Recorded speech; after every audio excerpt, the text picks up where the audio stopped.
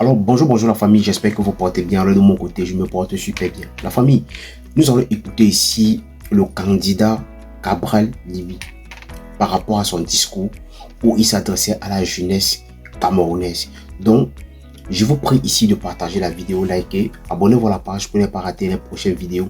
Allez aussi vous abonner à ma chaîne YouTube. Laissez vos avis dans les commentaires parce que c'est très important la famille.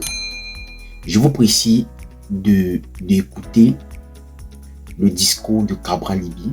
Je vais venir ici donner mon avis par rapport à quelqu'un qui a critiqué le discours de Cabral Libi, qui s'appelle Vassero. Donc j'aimerais ici qu'on écoute ce discours attentivement jusqu'à la fin. Donc écoutons le discours de la famille. Jeunesse camerounaise, chers frères et sœurs, le 11 février doit être jour de fête, fête de la jeunesse. Pourtant, au lieu de réjouissance, c'est plutôt tristesse et désolation qui frappent des millions de jeunes dans nos villes et les touchent encore plus durement dans nos campagnes. 42 ans de promesses et rien que de promesses, presque jamais tenues. 42 ans de mesurettes maladroitement appliquées, ça suffit. Mes chers compatriotes, je viens de séjourner au Mali sur invitation du Burkina Faso, du Niger et du Mali, les pays de l'Alliance des États du Sahel qui travaillent et recouvrent leur souveraineté, leur union et leur développement. Je leur ai présenté le fédéralisme communautaire, qui est une pensée africaine pour le développement de l'Afrique. Les peuples de l'AES espèrent en tirer grand profit. Et moi, en tant qu'Africain, je suis fier de contribuer à l'émergence de l'Afrique et de mon pays. Cette invitation est la preuve que la jeunesse camerounaise peut, que la jeunesse camerounaise doit. Il est temps que la jeunesse du Cameroun envoie se reposer au village. Ceux qui ont géré ce pays depuis 42 ans, avec le résultat qu'on voit. L'élection de 2025 nous en donne l'opportunité et en est le seul et unique moyen légal.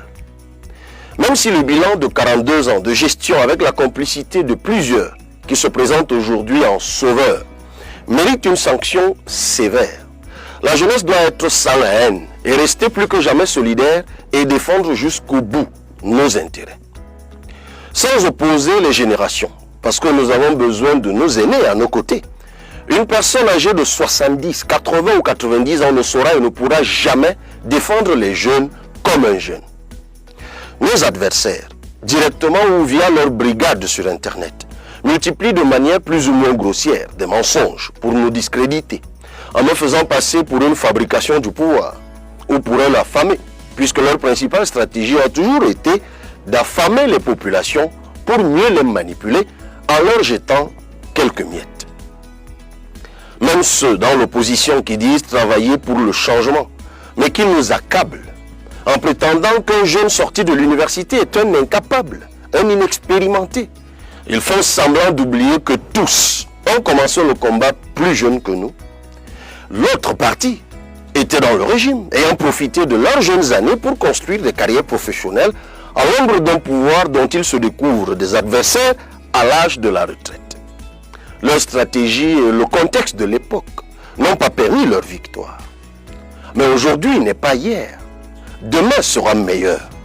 Dans tous les cas, leur discours ne passera pas.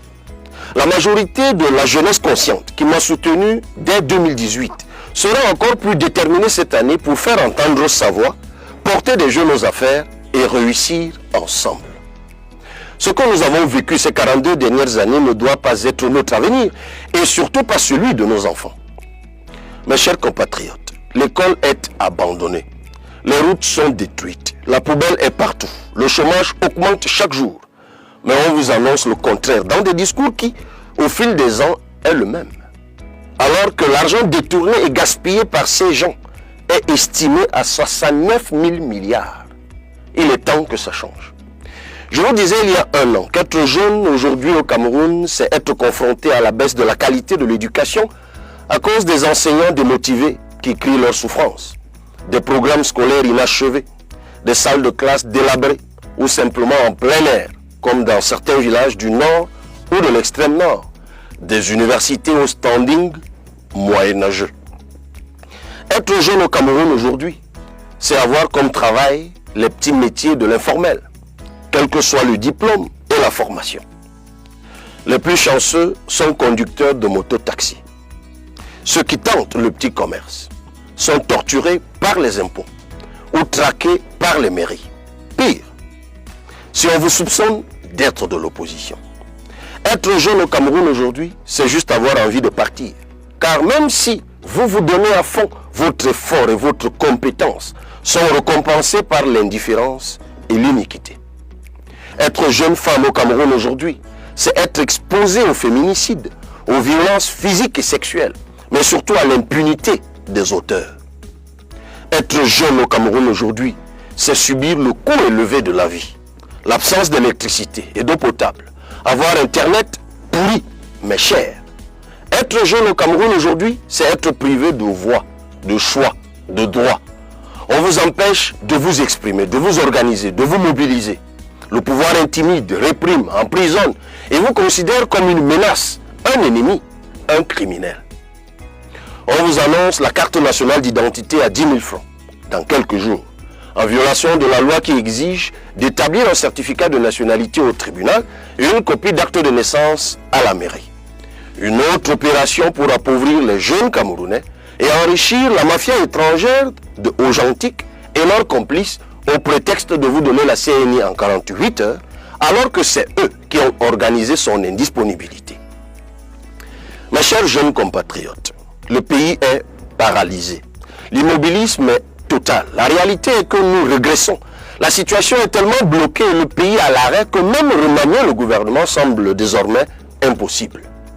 Les mêmes sont aux affaires depuis 40 ans. Avant, on les remplaçait seulement quand ils mouraient.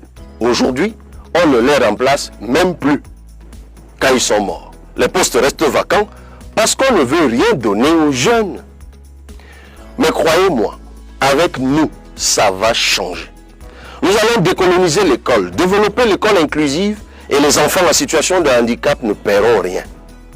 Chaque année, les 10 000 meilleurs élèves et étudiants recevront une bourse de 50 000 francs. Nous allons donner un chèque scolarité de 10 000 francs à chaque élève pour acheter des biens ou services produits localement et directement liés à leur formation. Nous allons donner un chèque études de 25 000 francs à tous les étudiants du public et du privé pour les aider à payer leurs droits universitaires. Nous allons améliorer la formation des professionnels de santé et payer une bourse mensuelle aux étudiants des facultés de médecine et soins infirmiers dès la 4e année. Les 3 000 infirmiers actuellement exploités abusivement dans les formations sanitaires seront immédiatement recrutés. Tous les enseignants du public et du privé qui travaillent dans des zones rurales enclavées recevront une prime mensuelle y afférente. Un lycée technologique sera créé et équipé dans chaque département, devenu région. Tous auront des filières agro-pastorales. Nous aurons à court terme une main-d'œuvre importante et qualifiée pour développer le Made in Cameroun. 30 lycées techniques et 4 universités formeront dans les métiers de la filière bois. La transformation locale de notre bois va générer 35 000 emplois bien rémunérés. Et dès 2026, toutes les commandes de mobilier des administrations publiques et sociétés d'État seront réservées exclusivement aux fabricants locaux. La réforme du secteur du coton et des filières de l'industrie textile et de la mode dans le secondaire et le supérieur permettront de former et employer 500 000 Camerounais et mieux payer les planteurs de coton. Les arriérés et salaires des enseignants et personnels de santé seront payés sur les 1800 milliards de fonds de procès.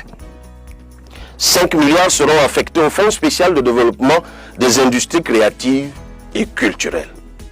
À côté de ce fonds, nous allons construire dans chaque commune un complexe multisport et multiculturel en matériaux locaux.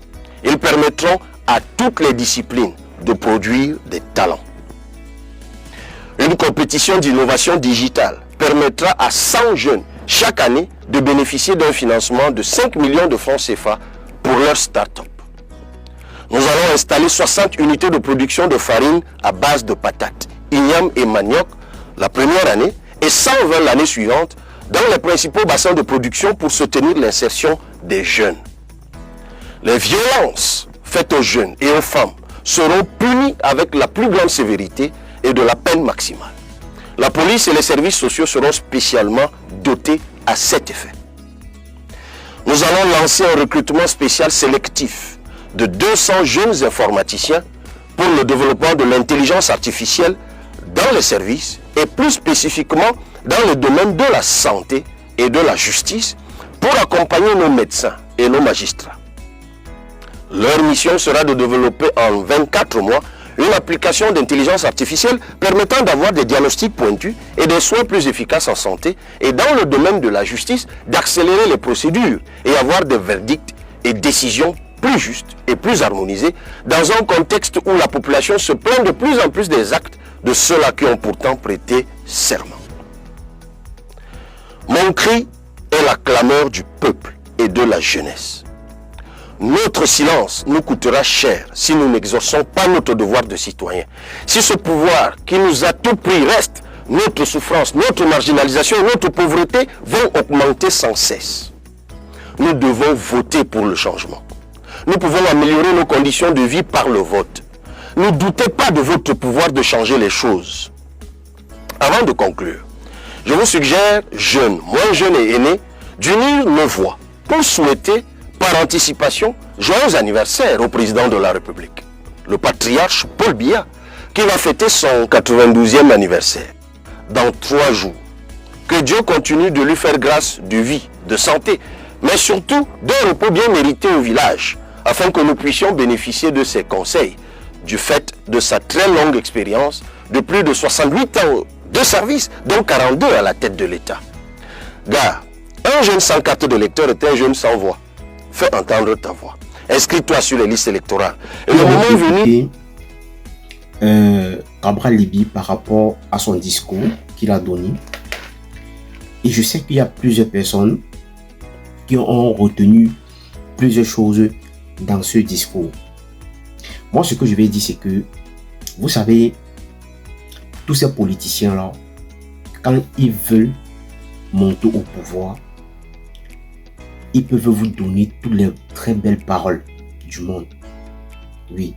Vous savez, quand vous voulez aborder une femme et que vous voulez vraiment une femme, vous allez tout faire pour mieux draguer cette femme et promettre beaucoup de choses à cette femme-là pour qu'elle puisse vous accepter.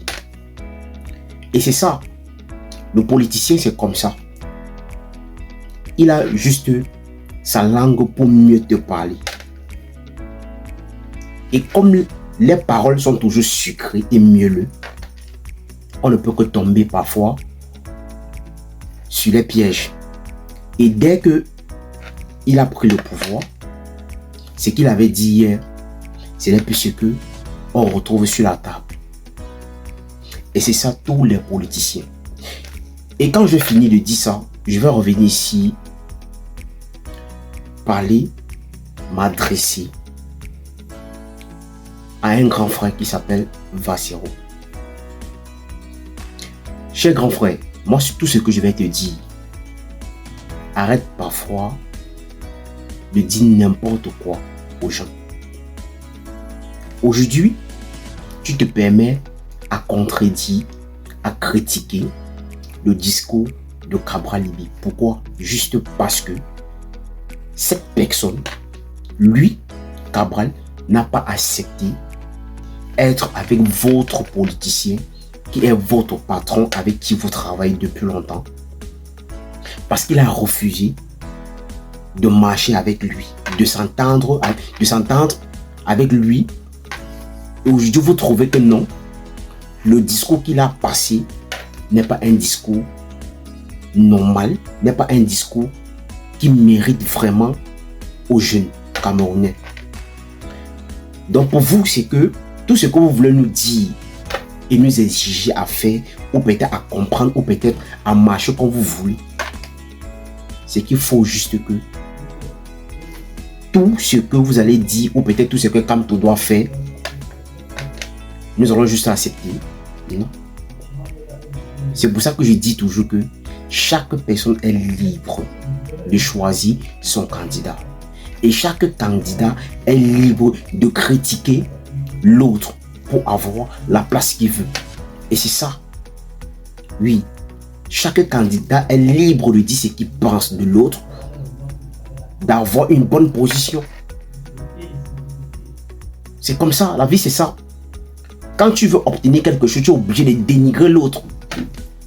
Et c'est ça qu'on voit aujourd'hui, où vous passez votre temps à salir d'autres candidats juste parce que vous voulez donner de l'opportunité, ou vous voulez peut-être donner la chance là, ou vous voulez donner peut-être le poids à Maurice Kamto d'être candidat au Cameroun. Moi, tout ce que je vais dire ici, c'est que chaque jeune Camerounais est conscient de ce qui se passe dans ce pays. Tous les Camerounais voient tout ce qui se passe. Ils savent ce qui se passe dans ce pays. Ce n'est pas à nous d'exiger ou peut-être d'obliger un Camerounais à voter un candidat, non. Chaque Camerounais connaît celui qui doit voter pour avoir ce changement. Donc arrêtez parfois de dire n'importe quoi aux gens, d'insulter les gens, de dénigrer d'autres personnes. Donc chaque candidat est libre de dire ce qu'il pense. S'il y a une possibilité de dénigrer, ton frère, de dire n'importe quoi sur lui pour avoir le monde derrière toi, mais c'est que c'est une très bonne chose. Chacun se vend à sa façon. Chacun se vend à sa façon. Donc à un moment, arrêtez de dénigrer des gens juste parce que vous voulez donner du poids à une personne. Et tout le monde n'est pas obligé de marcher comme vous voulez. Passer dans vos têtes, vous voulez obliger les Camerounais. Forcément que non. Qu'il faut voter, ou peut-être il faut être derrière votre parti politique. N'obligez pas les Camerounais à marcher comme vous voulez. Chaque Camerounais est conscient et chaque Camerounais sait ce qui est bien pour lui. Alors tout ce que je vais dire ici à mes frères et à tous nos jeunes Camerounais, allez vous inscrire sur la liste électorale et choisissez le bon candidat qui va diriger ce pays. Parce que même le président de la République lui-même a dit que le choix revient aux Camerounais. C'est à eux de choisir le meilleur candidat. Donc, à un moment, arrêtez d'embrouiller les gens. Arrêtez de vouloir diviser toujours les Camerounais. Parce que quand vous faites ça, vous poussez les Camerounais à se diviser. Pourtant, ce n'est pas le moment. Ce n'est pas le moment de se diviser. C'est le moment de se unir. De choisir celui-là qui va diriger notre pays et qui va donner la chance là à certains jeunes qui n'ont pas la possibilité de vivre dignement. Donc si c'est la première fois que tu passes ici, il faut liker cette vidéo, il faut la partager, surtout abonnez-vous à la page pour ne pas rater les prochaines vidéos. Laissez vos avis dans les commentaires parce que c'est très important.